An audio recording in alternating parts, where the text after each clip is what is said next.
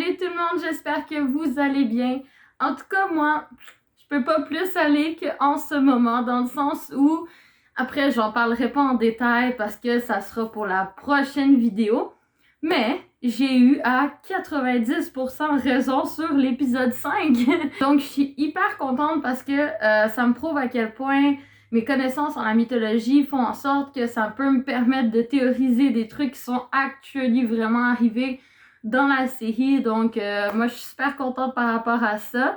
Et ça a très, très bien été fait aussi. C'est sûr qu'il y a certains trucs qui ne sont pas totalement véridiques, qui sont rajoutés, mais dans la globalité, c'est une très belle modernisation qu'on peut avoir dans l'épisode 5 de la mythologie.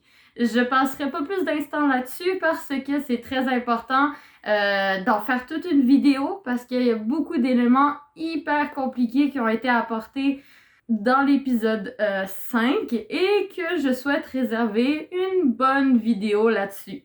Et oui, en effet, je sais très bien que j'avais dit que je parlerais d'Amit dans la prochaine vidéo, mais comme vous avez pu voir dans le titre, je vais parler plutôt de Taweret, qui, en fait, c'est parce qu'on n'a toujours pas vu Amit. Donc, même si je vous explique l'histoire d'Amit, je pourrai pas la comparer vu qu'elle n'existe pas encore totalement dans la série. Donc, on va garder ça un peu plus dans un petit endroit caché, hein, on l'oublie pas, puis on reviendra plus tard sur Amit. Donc, cette fois-ci, parlons de Taweret. Les Égyptiens avaient remarqué que les hippopotames mâles étaient décrits comme étant violents et solitaires, tandis que les femmes hippopotames étaient douces mais très protectrices envers leurs bébés. Vous allez vous demander, bon, on fait un cours sur National Geographic, mais non, c'est vraiment un lien avec la mythologie, parce que, en effet, c'est notamment pour cette raison que Taweret a été identifiée comme telle. Elle est la déesse des naissances et de la fertilité. Elle chasse les mauvais esprits qui voudraient s'accrocher au nouveau bébé et protège la mère lors de l'accouchement. Et même après l'accouchement. Elle était une déesse très connue et très aimée de la part des humains. Les femmes enceintes portaient très souvent des petites amulettes de Taweret autour de leur cou pour que la grossesse ainsi que la naissance du bébé se fassent bien. Puis, elles donnaient l'amulette au bébé pour que celui-ci soit protégé. Son niveau de protection était tellement significatif qu'elle était représentée tenant le symbole de Sa qui signifie la protection. Puis, pour les petits curieux, dans les zodiaques et les constellations, celle-ci représente celle du Nord, proche de celle de Seth. Mais en cherchant bien, on peut aussi remarquer qu'elle est peut-être parfois reliée à la mort. En effet, dans de vieux récits, quand tu vois des représentations d'Taweret dans un tombeau, eh bien, cela signifie qu'elle a la responsabilité d'accueillir le mort. Je m'explique. L'âme bas, le mort quoi, va être accueilli par Taweret pour que celle-ci le purifie. En effet, vu qu'elle représente les naissances, elle permet aussi, après la mort, de célébrer sa deuxième naissance, celle vers l'au-delà. Elle donne donc la vie aux vivants autant qu'aux morts. Physiquement, Taweret est assez spéciale. Elle possède un corps d'hippopotame, se dresse debout sur ses pattes de lion, mais possède des mains et un devant très humanisé. Cette façon d'être représentée ainsi, debout, avec de telles caractéristiques, représente la fécondité ainsi que la férocité d'une mère pour son bébé. Mais il ne faut surtout pas la confondre avec Amit. Amit possède, elle, un corps d'hippopotame, une tête de crocodile, marche à 4 pattes, dont celles de devant sont celles d'un chat sauvage ou d'un lion. Mais encore plus important, qu'il ne faut pas confondre entre les deux, c'est qu'ils n'ont pas du tout le même style de vie et le même genre de personnalité, comme on pourrait dire. En tout cas, son nom, Taweret ou Tauret, signifie celle qui est grande, un nom significatif d'état pacificateur. Taweret est aussi associé à d'autres dieux hippopotames. Oui, en effet, c'est comme une gang de mères qui overprotègent leurs bébés, parce que en effet, les déesses hippopotames comme Taweret, Iptet, Reret et Etchtet, je sais jamais comment on prononce les deux derniers comme il faut, mais bon, Elles sont tous des déesses de la maison et des familles. Ensemble, elles forment un grand groupe et c'est vers le milieu de l'ancienne Égypte qu'elles deviennent populaires. Elle porte aussi le nom de la maîtresse de l'eau pure grâce à son implication dans l'inondation du Nil ainsi que dans son rôle de purification de l'au-delà. L'histoire de son origine que j'ai personnellement le plus aimée est celle-ci. Un jour, l'œil de Ra était très en colère contre son père et a décidé de s'enfuir en Nubie sous la forme d'un lion. Après que sa colère soit retombée et que le tout se soit arrangé, il est revenu en longeant le Nil.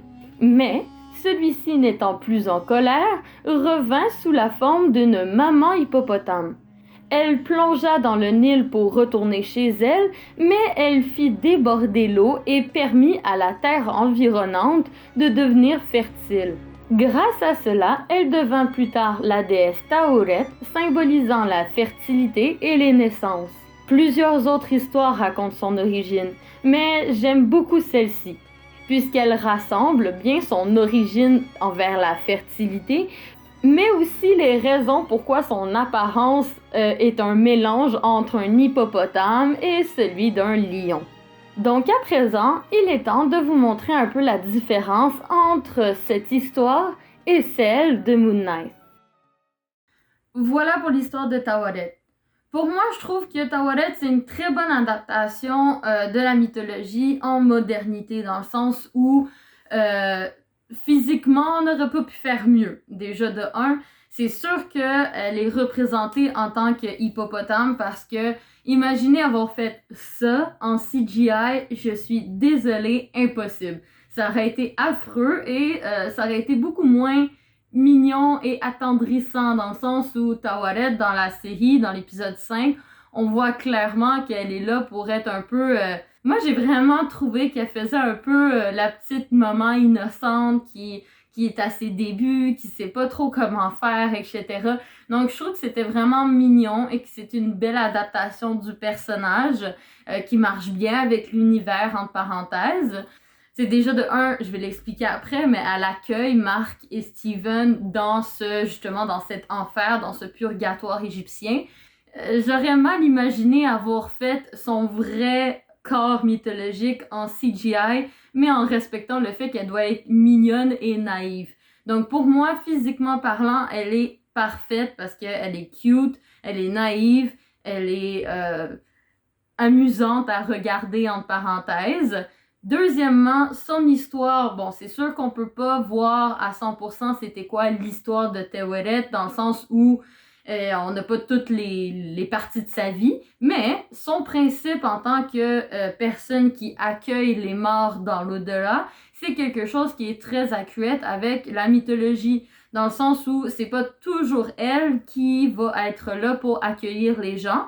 Parfois c'est Isis, parfois c'est Anubis, parfois c'est Ra, parfois c'est Tawaret, parfois c'est même Osiris lui-même. Donc vraiment ça varie d'un récit à l'autre et ça varie aussi de qui est la personne décédée devant eux. Parfois même, et ça je l'expliquerai dans la prochaine vidéo, celle qui sera exclusivement pour vous expliquer la complexité du concept de la mort chez les Égyptiens, mais en fait, des fois, il y a aussi des géants ou des créatures, un peu comme on les appelle les gardiens, qui peuvent aussi accueillir les morts parce que c'est eux qui gardent les 7 portes ou les 12 portes du Duat. Dans certains, en fait, tout dépendant des croyances que tu avais dans l'ancienne Égypte, certaines personnes pouvaient déposer des petites statuettes de Tawaret dans le tombeau ou dans le sarcophage du décédé pour pouvoir faire en sorte que celle-ci l'accueille, pour pouvoir le purifier et célébrer un peu sa deuxième naissance, pour qu'il puisse justement réaliser son travail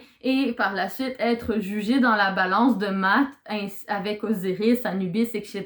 Donc, en globalité, sa signification mythologique de la fertilité et de la représentante des mères et des enfants, son histoire, sa raison de pourquoi elle est là, ainsi que son physique, sont une très belle adaptation de la mythologie. On n'a aucun doute à se faire sur ce personnage, même si au départ, c'était vraiment difficile de se dire Bon, à la fin de l'épisode 4, elle arrive, elle fait bonjour, etc. On se disait sur le coup pourquoi est-ce qu'elle est là, mais au final, ça a très bien été expliqué et très bien intégré pour que ça passe crème pistache. Donc, je passerai pas des heures de plus à vous expliquer. Je pense qu'on a très bien compris qui était Taouelette. Si j'ai besoin d'en rajouter, je ferai une autre vidéo là-dessus. Mais en tout cas, la prochaine vidéo, eh bien, attachez-vous parce que la complexité de l'histoire de la mort en Égypte, ça va être tout un package, mais ça va vous permettre de beaucoup mieux comprendre l'épisode 5, sa complexité, sa beauté et sa magnificence entre parenthèses, parce que moi j'ai adoré l'épisode 5 et grâce à cet épisode et grâce aux connaissances que j'avais de la mythologie égyptienne, j'ai pu faire une théorie qui s'est avérée exacte. Donc moi, je ne peux pas être plus aux anges.